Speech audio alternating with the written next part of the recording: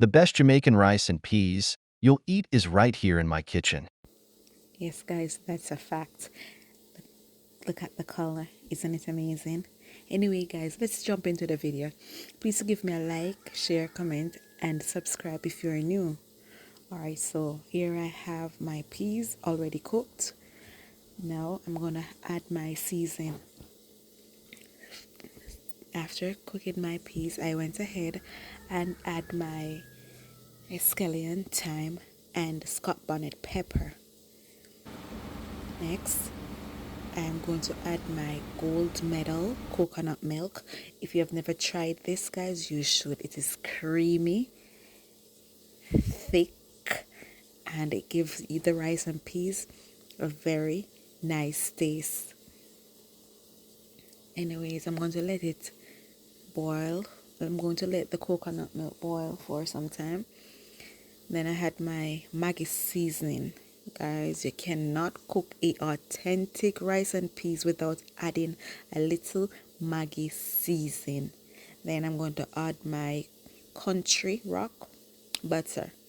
I'm not going to use any oil. And this is my little secret ingredient. I also add a little green seasoning. Now guys, I'm going to wash my jasmine rice. I'm not cooking a lot of food today, so I'm going easy on the rice. I did not measure, so I cannot give you a correct estimation of the amount of rice that I am cooking. Anyways, see, I am washing my rice. I normally wash my rice until the water gets clear. I don't like to wash the rice and the water still looks white. To me, it's not clean.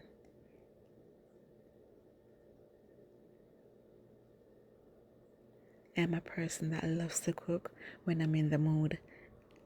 Only when I'm in the mood.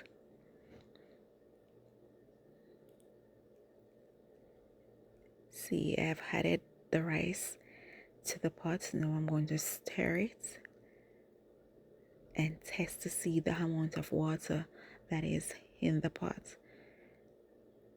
You don't want my rice to be too soft, and I don't want it to be too shelly. Anyways, guys, after a few minutes, I'm checking to see how my rice is doing, but the pressure pot has locked, so I had to use a fork to open it. So I stir the rice.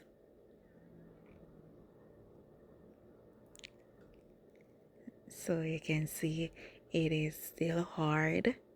If I would wanted it to be shelly, I would have put foil paper over it and turn down the flame low. But I'm going to add a little more water to my rice, and then I'm going to cover it so that I can get it to be the texture that I want or that I so desire. I'm checking again after a couple minutes. Now I realize that the pepper was burst and I did not notice. But thank God the pepper wasn't hot, so the rice will turn out nice.